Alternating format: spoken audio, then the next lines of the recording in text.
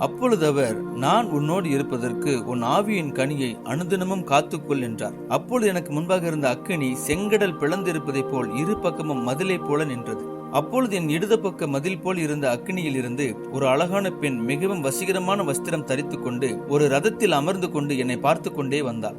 அதில் பூட்டப்பட்ட குதிரையின் கண்கள் அக்கினிமயமாக இருந்தது. அதன் மூச்சு காற்று கரும் புகையை கக்கியது. அது மிகவும் பலமுள்ளதாய் கம்பீரமாய் நடந்து வந்தது. அந்த பெண்ணின் கரத்தில் ஒரு சாட்டை இருந்தது. அந்த சாட்டை அக்கினி சாட்டை போல் இருந்தது. அந்த பெண் என்னோடு பேசத் தொடங்கி, நான் அந்த அக்கினியின் ராணி, உனக்கு நான் ஒரு ரகசியத்தை சொல்ல ஆசைப்படுகிறேன் என்று கூறினாள். நானும், அது என்ன ரகசியம், சொல் என்றேன். அந்த ரகசியத்தை உனக்கு நான் சொல்ல வேண்டுமானால் நீ எனக்கு ஒன்றை தர வேண்டும் என்று கூறினார். உடனே என்னோடு வந்த பரிசுத்த ஆவியானவர், வேண்டாம், அவள் உன்னை வஞ்சிக்க பார்க்கிறாள் என்றார். நான் உடனே சுதாரித்துக் கொண்டு அந்த பெண்ணிடம், எனக்கு எந்த ரகசியமும் வேண்டாம் என்றேன். அதற்கு அவள், நீ உன்னுடைய நற்குணத்தினால் இந்த பாதையில் அக்னிப்படாமல் வரவில்லை. நாங்கள் தான் உன்னை உண்மையாக நேசிக்கிறோம், அதனால் தான் உனக்கு வழிவிடுகிறோம் தெரியுமா என்றாள். அப்படியா, சரி, இருக்கட்டும் என்று வேகமாக நடக்கத் தொடங்கினேன். ஏன் வேகமாக நடக்கிறாய்? இந்த முடிவில்லாத கடலில் நீ வேகமாக நடந்தால் என்ன, மெதுவாக நடந்தால் என்ன என்றாள். என்ன இது, முடிவில்லாத கடலா என்று நான் மிகவும் கலங்கி நின்றேன். அதற்கு அவள், ஆம், இது முடிவில்லாத அக்கினி கடல். அதனால்தான் உனக்கு இதிலிருந்து ஒரு ரகசியமான பாதையை நான் சொல்ல விரும்புகிறேன் என்றாள். ஆனால் எனக்கு ஒன்றை தர வேண்டும் என்று மீண்டும் என்னிடம் கேட்டாள். நீ எதை கேட்கிறாய் என்றேன். உன் தோல்பையில் உள்ள அந்த ஆவியின் கனியை எனக்கு கொடுக்க வேண்டும் என்று அந்த பெண் கேட்டாள். உடனே என்னோடு வந்த அந்த நண்பரானவர், இப்பொழுது புரிகிறதா நண்பனே, அவள் உன்னை வஞ்சிக்க பார்க்கிறாள் என்று. அதற்கு நான், இப்பொழுது நான் என்ன செய்வது? அவள் என்னை தொடர்ந்து வருகிறாள், நான் எப்படி அவளை விரட்டுவது சொல்லும் என்று ஆவியானவரிடம் நான் மன்றாடினேன். அதற்கு அவர், இந்த உலகத்தின் உபத்திரவம் உன்னை தொடர்ந்து வரும். இந்த உபத்திரவத்தின் முக்கிய நோக்கமே உன்னை கனியற்ற ஜீவியம் அடைய செய்து உன்னை ஆக்கினிக்கு தகுதிப்படுத்த வேண்டும் என்பதே. ஆதலால் மிக மிக கவனமாக இந்த அக்கினியை கடந்து செல் என்றார். அப்பொழுது அவள் கரத்தில் இருந்த சாட்டை என் மீது வீசினாள். அந்த அக்கினி சாட்டை என்னை நோக்கி வந்தது. அப்பொழுதுதான் அதன் மீது ஒரு பெயர் எழுதியிருப்பதை நான் பார்த்தேன். அதில் ஆவிக்குரிய பெருமை என்று எழுதியிருந்தது. நான் அதிலிருந்து என்னை காத்துக்கொள்ள சற்று சுதாரித்துக் கொண்டு என் நண்பன் மீது நான் சாய்ந்து கொண்டேன். அப்பொழுது அந்த சாட்டையின் நுனி பகுதியானது என்னுடைய இடது தோலை பதம் பார்த்தது. அறுபட்ட இடத்தில் அக்கினி எரிந்து கொண்டிருந்தது.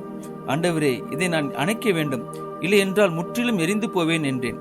அதற்கு அவர் தன்னுடைய வஸ்திரத்தின் ஒரு பகுதியை கிழித்து அந்த காயத்தை கட்டினார். அந்த வஸ்திரத்தில் தாழ்மை என்று எழுதியிருந்தது. அப்பொழுது அந்த அக்கினி அணைந்து போனது. பிறகு அவரோடு வெகு நேரம் பேசிக்கொண்டே நடந்தேன். அதை எப்படி விளக்குவதென்றால், நான் அவரோடு பேசிக்கொண்டே நடந்தேன் என்பதை விட நான் அவரால் உருவாக்கப்பட்டு கொண்டிருந்தேன் என்று சொல்ல வேண்டும். அந்த சமுத்திரத்தின் நடு பகுதிக்கு வந்திருப்போம் என்று நினைக்கிறேன். அப்பொழுது நான் பெலனற்று நடக்க முடியாமல் மயங்கி கீழே விழுந்தேன். வெகு நேரம் என் கண்களை விழிக்க முடியவில்லை. பிறகு என் கண்களை மெல்ல திறந்து பார்த்தேன். நான் அவர் தோளின் மீது இருப்பதை உணர்ந்தேன். அவர் என்னை சுமந்து கொண்டு அந்த கடலின் முடிவு பகுதிக்கு என்னை கொண்டு வந்து விட்டார். நான் அவரை பார்த்து, ஆண்டவரே, நீர்தான் என் உயிர் சிநேகிதன். உம்மை போல என்னை தாங்கவும் தப்புவிக்கவும் நடத்தவும் யாராலும் முடியாது. நீரே என் தேவன், நீரே என் பரிசுத்தர், நீரே என் ராஜா என்றேன். அப்பொழுது அவர் மீண்டும் புறாவாய் மாறி என் தலையின் மீது பறக்க தொடங்கினார். அப்பொழுது அந்த கடலிலிருந்து மேலே கரைக்கு ஏறினேன். நான் திரும்பி அந்த நடந்து வந்த பாதையை பார்த்தேன். அந்த பாதை சிறிது சிறிதாக மூடி மறைய தொடங்கியது. அப்பொழுது இந்த வசனம் என் ஞாபகத்திற்கு வந்தது. உமது வழி கடலிலும் உமது பாதைகள் திரண்ட தண்ணீர்களிலும் இருந்தது. உமது காலடிகள் தெரியாமற் போயிற்று. சங்கீதம் 77:19. நான் தொடர்ந்து அந்த பாதையில் நடக்க தொடங்கினேன். அப்பொழுது ஒரு நீளமான ஒரு தொங்கு பாலம் இருந்தது. அந்த பாலத்தின் கீழ் என்ன உள்ளது என்று தெரியவில்லை. ஒரே இருளாக இருந்தது. அந்த பாலத்திற்கு கைப்பிடி இல்லை. இரு பக்கமும் எந்த பிடிமானமும் இல்லை. அதில் நடக்க முயன்றால் அது தலைகீழாக கவிழ்ந்துவிடும். அந்த பாலத்தின் மறுமுனையில் ஒரு வாசல் இருப்பதை நான் பார்த்தேன். எப்படி இதில் நான் நடப்பது புரியவில்லை. அப்பொழுது அந்த பாலத்தின் கீழ் இருந்து ஒரு சத்தம் கேட்டது. எனக்கு உதவி செய்யுங்கள், எனக்கு உதவி செய்யுங்கள் என்று சத்தம் கேட்டுக்கொண்டே இருந்தது. நான் எட்டி பார்த்தேன். அப்பொழுது அந்த பாலத்தின் கீழே பக்கவாட்டில் ஒரு மனிதன் கால் அடிப்பட்ட நிலையில் அண்ணாந்து என்னை பார்த்து கொண்டிருந்தான். என்னை நோக்கி பார்த்து எனக்கு உதவி செய் என்று மீண்டும் மீண்டும் அவன் கூறினான். நான் அவனை நோக்கி, என்னால் உனக்கு ஒன்றும் உதவ முடியாது, என்னை காப்பாற்றவே எனக்கு வழி தெரியவில்லை என்று கோபமாக கூறிவிட்டு அந்த பாலத்தின் ஒரு ஓரத்தில் வந்து அமர்ந்தேன். அப்பொழுது அந்த பலகை என் கண்ணில் பட்டு